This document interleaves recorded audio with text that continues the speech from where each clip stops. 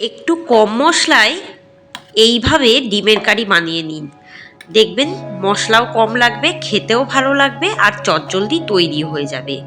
নমস্কার বন্ধুরা, মাই simple lifestyle ব্লগে স্বাগত জানাই। জানি সবসময় মশলা দিয়ে ডিমের কারি খেতে ভালো লাগে না, তাই চটজলদি বানিয়ে নিন। এভাবে রেসিপিটি দেখে নিন। প্রথমে কড়াইয়ে হাফ কাপ সর্ষের তেল দিয়ে দেবো। আর ডিমগুলো কিন্তু মুরগির ডিম বা হাঁসের ডিম ভালো করে সিদ্ধ করে নিয়ে মাঝখান থেকে একটু চিড়ে নেবো ছুরির সাহায্যে সমস্ত ডিমগুলোকে। হাঁসের ডিমেরও করতে পারেন, আবার মুরগির ডিমেও করতে পারেন। আমি কিন্তু মুরগির ডিমে করছি। তেলটা ভালো মতো গরম হয়ে গেছে। এবার দিয়ে দেবো 1 চামচ হলুদ গুঁড়ো। হলুদটা একটু হালকা পুড়লে ডিমগুলো ভাজার জন্য তেলের মধ্যে দিয়ে দেবো। ভালো করে তেলের মধ্যে ডিমটা দিয়ে ভেজে নিতে হবে, যাতে ডিমের একটা সুন্দর কালার আসে। এদিকে আমি কিছু মশলা বেটে নেবো। একটা গোটা পেঁয়াজ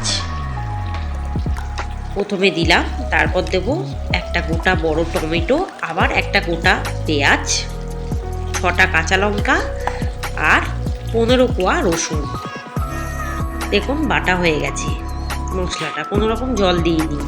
পেঁয়াজ আর টমেটোর রসেই বাটা হয়ে গেছে। এদিকে কিন্তু ডিমটাও ভালোভাবে ভাজা হয়ে গেছে। এরপর একটু নুন দিয়ে দেবো, আর দিয়ে দেবো ওই বাটা মশলাটা, যেটা আমি এতক্ষণ ধরে বাটলাম। এটা কিন্তু ভালো করে দিয়ে কষিয়ে নেবো। যেহেতু কাঁচা মশলা, তাই একটু কষিয়ে নিতে হবে ভালো করে, যাতে রসুনের আর পেঁয়াজের কাঁচা গন্ধ চলে যায়। এরপর দিয়ে দেবো আরও 1 টেবিল চামচ হলুদ গুঁড়ো, দিয়ে এটাকে ভালো করে কষাতে থাকবো আঁচটাকে মিডিয়ামে রেখে।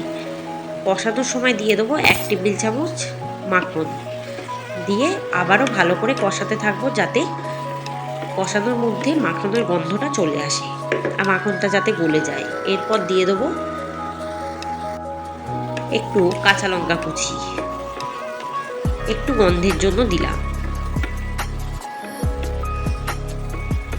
দিয়ে এটাকে ভালো করে আমি কিন্তু কষাতে থাকবো।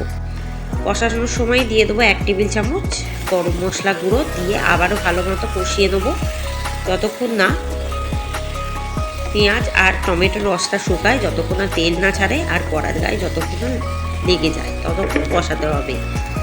কষানোর ওপরেই কিন্তু এই ডিমের কারির স্বাদটা নির্ভর করছে, তাই যতক্ষণ পারবেন এটাকে ভালোভাবে কষাবেন।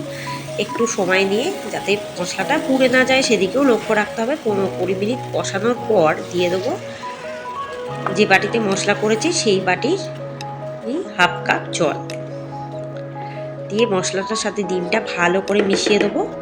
এবার এটাকে হালকা আঁচে রান্না করব বেশ কিছুক্ষণ, যতক্ষণ না গ্রেভিটা মাখা মাখা হয়।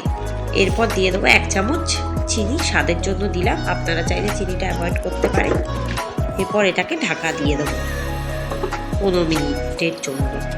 15 মিনিট পর ঢাকাটা খুলবো। দেখুন বেশ মাখা মাখা ব্যাপারটা প্রায় চলে এসেছে। আরেকটু 15-20 মিনিট রান্না করব, আঁচটাকে কমিয়ে রেখে, তাহলে আরেকটু মাখা মাখা হয়ে আসবে, তাহলে খেতে আরও টেস্টি হবে। নুনটা অবশ্যই নিজেদের স্বাদ অনুসারে চেক করে নেবেন। ব্যাস রেডি হয়ে গেছে আমার ডিমের কারি। একটু অন্যরকমভাবে ঘরোয়াভাবে করলাম, কম মশলায় করলাম, যাতে ভীষণই ভালো লাগে। সবসময় তো মশলা দিয়ে ভালো লাগে না, হেভি মশলা খাওয়াও সবসময় উচিত না, তাই স্বাস্থ্যের কথা মাথায় রেখে এইভাবে রেসিপিটি বানান, খেতেও ভালো হবে। আর গরম গরম ভাতের পাতে একটু অন্যরকম লাগবে ডিমের কারিটি। রেসিপিটি ভালো লাগলে কমেন্টে জানাবেন, চ্যানেলটিকে সাবস্ক্রাইব করে এগিয়ে নিয়ে যাবেন। ধন্যবাদ।